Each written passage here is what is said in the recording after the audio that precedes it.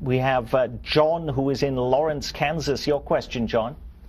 Yes, you actually just gave me a wonderful prelude to my question. But that was my design. Nice job, Eric. Of course. You were talking about how we could wonder if we should blame the scientists, but we also often hear that evolution is just a theory and intelligent design is a theory. Is this indicative of a failure at an even lower level in schools to get across the methods and testing and what is evidence in science? Thank you. Eric and Scott and when Greg was teaching were to blame. Thank you very much, Scott. You should be ashamed of yourself. I'm so sorry about that. I mean, a lot of this comes from the central tenet of what the definition of a theory is. Yes. And a theory is a substantial set of evidence that is used to explain the natural world. In modern communications and normal communications, people throw the word theory out there as if it was just a blanket idea that they've had. That's not exactly how science communicates, which is definitely a problem. To a scientist, to say something is just a theory really doesn't have very much credit at all. If it's a theory, it means it has a lot of evidence to back it up. If you're talking about anything else, the best kind of potato chip, I have a theory about that.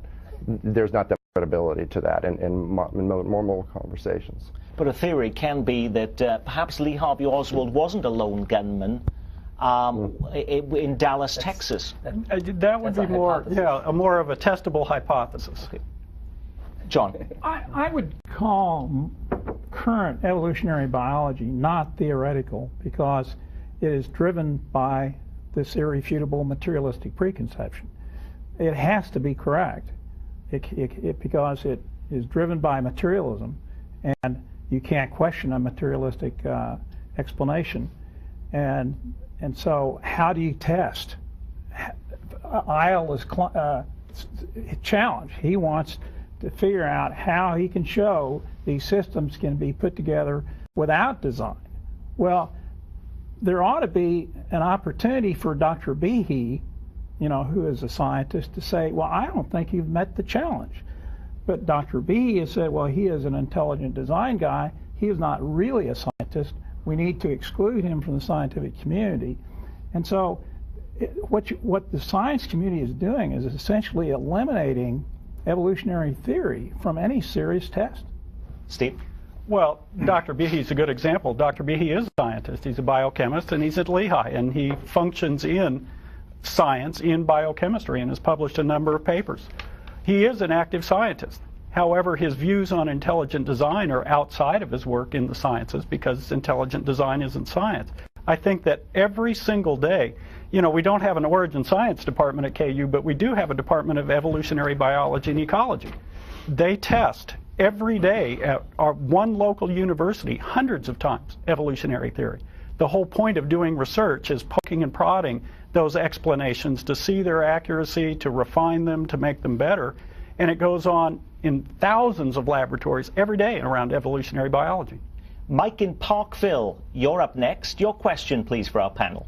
Yes. How do you respond to the many classical scientists such as Kepler, Newton, Galileo, Copernicus, Descartes, who not only believed in a connection between the designer and design, but also taught about it?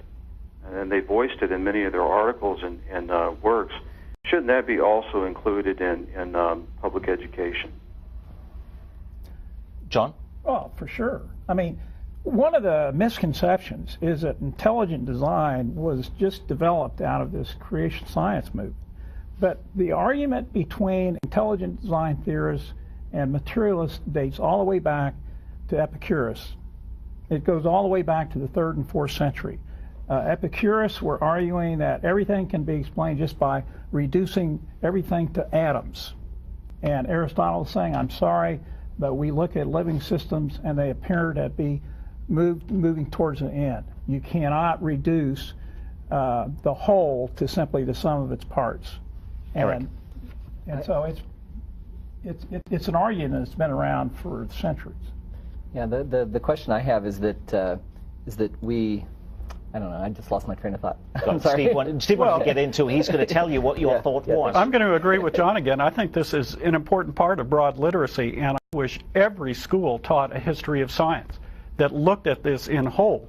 my objection is to this being presented as science in a science classroom. But literacy across broad areas of history, philosophy, metaphysical views, comparative religions, I think it's part of being a literate person, and you need that kind of education. Well, before we even started taping, you were talking about, Eric, that your students wanted to bring in John to talk in class, and you weren't up for that, were you? No, I was not. What was wrong with bringing John into your science class? Okay, well, to go back, we were at the first showing of Randy Olson's Flock of Dodos, Which we just showed some clips from. And John, along with Steve Case and some other panel members, stuck around after the show for, I don't know, maybe 30 minutes or so, answering questions of the public. And then after that, my students approached him and discussed with him, the concept of intelligent design. And I think part of the interest is that because intelligent design, in our view, in terms of the state of Kansas, is outside the realm of science, that my students were curious about these ideas. I don't speak about this in my classroom. And so it was curious for them to understand what his thoughts were about the idea.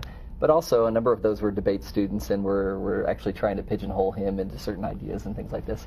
And so in terms of bringing him into the classroom, I think it would set a dangerous precedent.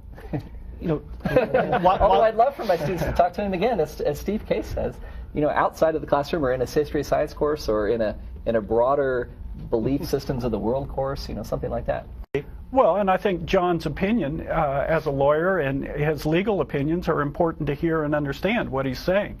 But a science teacher has only so many days in a school year where you have to teach the fundamentals so that a student can be a lifelong learner, and you have to build in fundamentally what science is and what we know, how we know it, and those kinds of things in a really short period of time, because there's always the interruptions. So you have to make choices. So to bring in a social studies debate or a non-scientific issue into the room, you're going to sacrifice some of the content that you really need for the kids to get to go on. Some people, and in fact when I was saying I was going to do this show, some individuals said to me, well, while there is the conversation about adding other theories to the curriculum too, why don't we just not do this at all? Why can't is evolution really that worthwhile being bent out of shape about and having headaches and heartburn and heart attacks over in this polarized conversation? What would happen? What would be the impact if we said we weren't going to teach that anymore at all? There's plenty of other science topics to be discussing, lots of other things that could be happening during the school day. So what? What if we didn't teach this? What would happen, Scott? I think if we're going to do that, then we can apply it to any theory inside science. Let's dump all the theories in science, which would pretty much leave me out of a job. But you could still be a doctor. You could still be a scientist, couldn't you? But it's a legitimate study. And the thing is, we gave a good definition of theories earlier, which are large bodies of evidence that produce an explanation. Theories are a scientific explanation. Well, if we're not sharing the explanations with the kids, what are we teaching them? They don't have the tools necessary to understand the world around them as they proceed through it if we don't give them the basic, especially core theories of science, atomic theory and evolutionary theory. If they don't understand these explanations, they can't go on. Eric. I would just say in a more detailed level too, there are practical implications of students not understanding these concepts. So you've heard in the news a lot about the MRSA, the staph infection, and understanding the fact that bacteria can develop resistance to particular drugs is an important concept. And without teaching evolution, we wouldn't have that understanding. Quickly, John? Students form their worldviews about religion, ethics, and morals by the time they graduate from high school. And they need information that's relevant to the issue of origins, because the issue of origins will impact what they believe about those issues. And the problem we have right now is that they're only given selective. There's a lot of information, whether you call it science or not science, it's relevant to that decision, and it's not being shown to them. It's being kept off the table. And that is all we have time for. Thank you to all of our callers. I'm sorry we couldn't get to everyone, and thanks to all of our guests. We really appreciate you. I'm Nick Haines from all of us here at KCPT. Thanks for spending at least part of your Tuesday night with us. Good night. This program is a project of KC Science, Inc. and is supported by a grant from the Partnership for a Nation of Learners, museums, libraries, and public broadcasting. Joining forces, creating value.